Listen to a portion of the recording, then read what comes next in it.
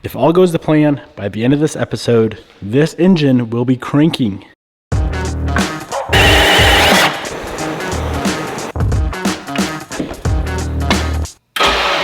Man, that looks good. What I want to tackle today on the K-swapped NSX project is air conditioning, starter, and alternator. Good morning, my friends. Welcome back to the channel and welcome to yet another K24 NSX build episode.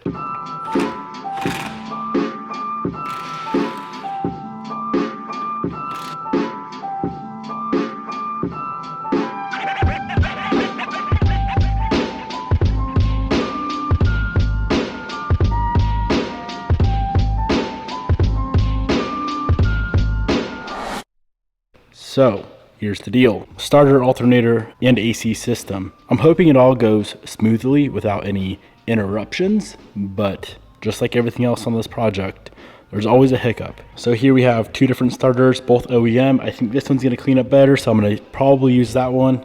I'll go ahead and clean it up first. Alternator, pulled that guy off the Type R. That's an old alternator. Went to a high output on that car because there's so much stuff on brand new cars that needs a lot of amperage. AC compressor, pulled that off the Type R because we deleted AC on that build. So all three of these will be perfect for this.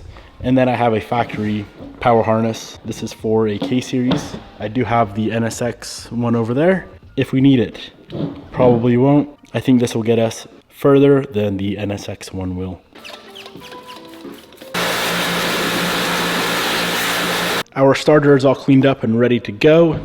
Now, as far as hardware goes, this is a little bit inconvenient. I didn't have any of the hardware for these pieces and probably a lot of other pieces. So what I'm having to do is find random hardware in the bin to use for now, and then also find random hardware in the OEM bin to send off to Zinc. So this is all the hardware we're going to be using for AC compressor, starter, and alternator.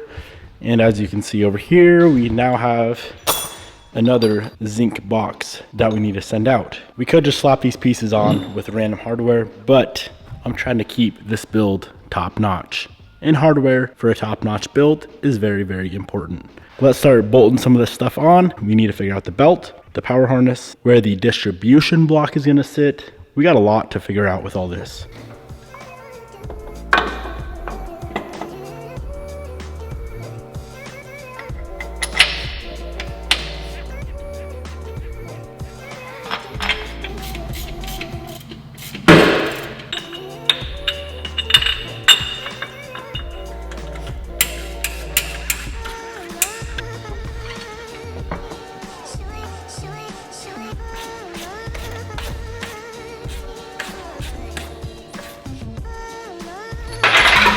Starter is on, AC compressor is on. Before I move on to the alternator, I'm gonna see about using the factory AC lines that run to the factory C30 compressor and figure out what we need to do to make them work with the K.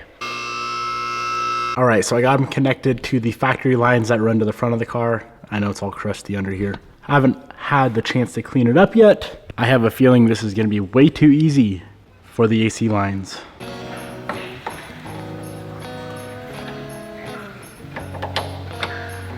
Lines aren't really even close whatsoever. Different hole sizes, not even close. Two options. Number one, build custom lines, not a big deal. Number two, see about fitting the NSX AC compressor to the K-series. They look awfully similar. Unfortunately, that's actually not gonna work. This takes a 4-rib belt and everything on the K-series takes a 7-rib. So we're gonna have to go with the custom line route. Not a big deal. I just don't have the parts here to do it. AC is gonna be a little bit bigger of an ordeal. Here's why. The NSX entire system is R12. R12 is extremely outdated. No one makes any sort of parts for them. So the whole car has to be converted to R134A. I have never done that. I need to do a lot of research on that before we tackle that project. Let's move on to the alternator and power cables.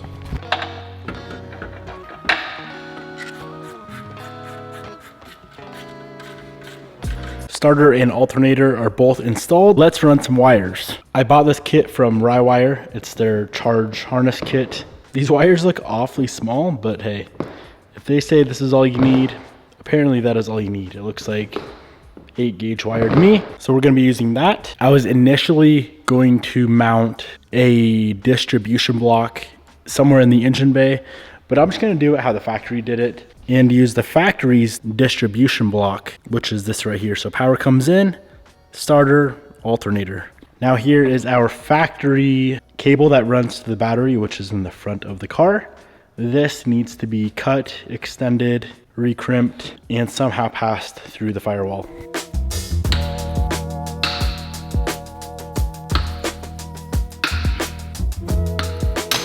So here's our current setup. Went ahead and cut all this off of the car. This is the factory cable that ran from this side down to the starter. We don't need that. That is way too short. All we need is this. This side connects to the battery. This side will connect to the starter. And then there will be a fuse that pops over and that side connects to the alternator. For the first time, we are having to modify the shell of the car. I need to drill a hole in the firewall for the battery cable to pass through. Not a super big deal, but of course we need to get that battery cable in to connect over to the fuse box. There is our nice and clean 1-inch hole. I'm not a big fan of battery cables passing through metal with no grommet, so that is what this is for. Alrighty, grommet is installed. Our main power wire is complete, connected to the factory location in the fuse box. Let's go ahead and connect the wires that go to the starter and alternator.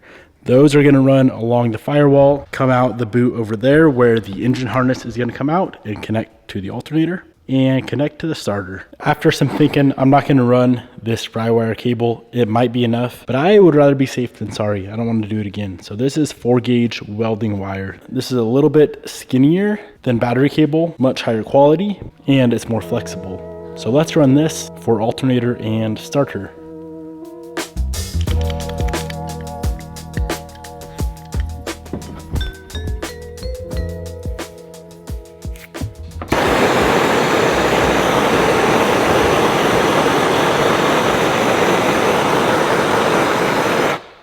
And there we have it. Later on, when we build the engine harness, these will be loomed into that engine harness, but for now, we can just connect them and see if we can get old girl to crank. I made him a little bit better. That's clean. All right, let's go ahead and crank this thing over the easy way. I just spent way too much time trying to figure out where the neutral safety switch wire is for the stock automatic transmission, because of course that needs to be grounded for the trigger wire to get power. An easier way to do it, just go ahead and grab 12 volts from that guy there, jump it to our trigger on the starter, and just crank this engine over for 2 seconds. This is the most ghetto thing I've ever done in my life. I don't even know why I'm doing this. It's not progressing the build whatsoever. So this is currently our ground wire for our engine. Yeah, I know. Go ahead and roast me in the comments. Let's move forward and make some actual progress with the belt system. For a belt, I'm going to be testing out a Civic Si belt, being that they had electric power steering. The NSX has electric power steering, so there's no power steering pump pulley to go around. We'll be using the K-tuned side mount pulley kit with the water pump, alternator, and AC compressor all in the factory location. It's all in the same location as the Civic Si, so technically this should work phenomenally.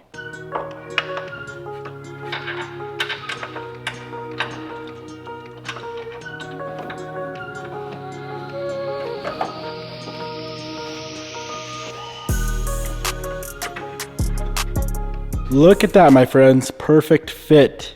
If you're running the K-tuned side mount kit with the factory alternator, AC compressor, and water pump, this right here is the part number for the belt that you're gonna wanna get. One last install for the night. This is our very beautiful Skunk 2 intake manifold that we will be running on the car. I do have a few other little goodies to go on as well, but let's go ahead and get this guy on. They do include this thick thermal gasket, so I'll be using that as well.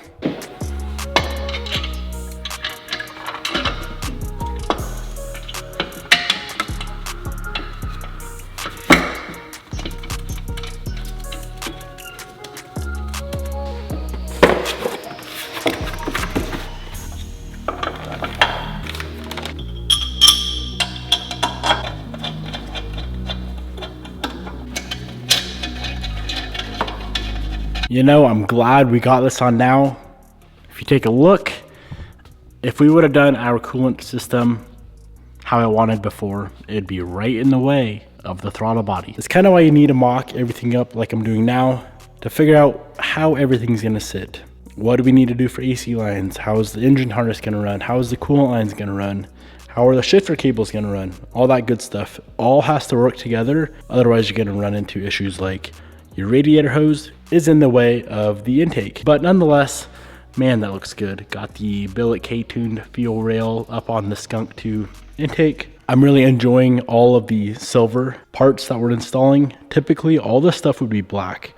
That would be black, that would be black, that would be black. Black valve cover. I typically do all black everything, but man, the all silver with the red valve cover and the white paint is just so bright. And in my opinion, it looks so good. Everything that we installed today, I will go ahead and link down below. Intake manifold, fuel rail, side mount pulley kit, and the belt. All that will be linked down below. Gonna wrap it up here. I hope you guys enjoyed today's episode of building a K24 NSX, and I'll see you guys in the next video.